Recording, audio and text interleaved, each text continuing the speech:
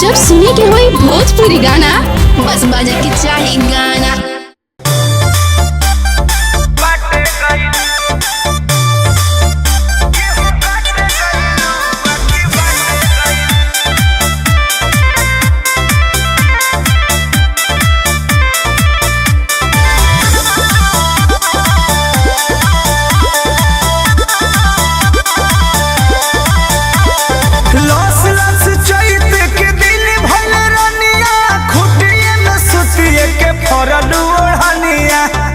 काहे हो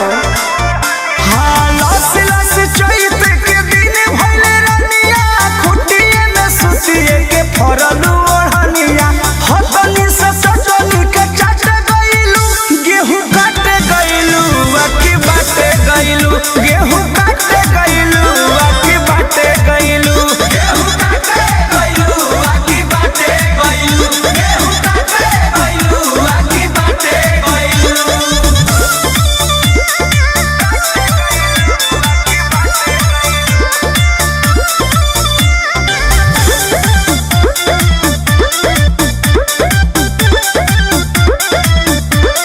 घाम लागल चांपत हो गइलू सावर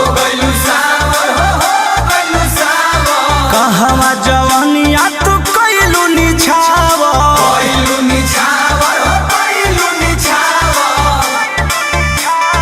घाम लागल चांपत हो गइलू सावर कहवा जवानिया तू कइलू निछावर केकर पलहारी बुलट गइलू गेहूं काट गइलू बाकी बाटे गइलू गेहूं काटे गइलू बाकी बाटे गइलू गेहूं काटे गइलू बाकी बाटे गइलू गेहूं काटे गइलू बाकी बाटे गइलू।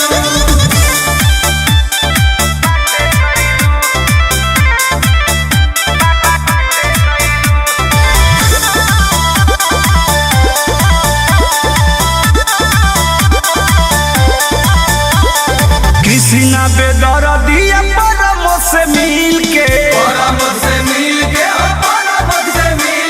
साफ कइले बारू खरिहानी पूरा छील के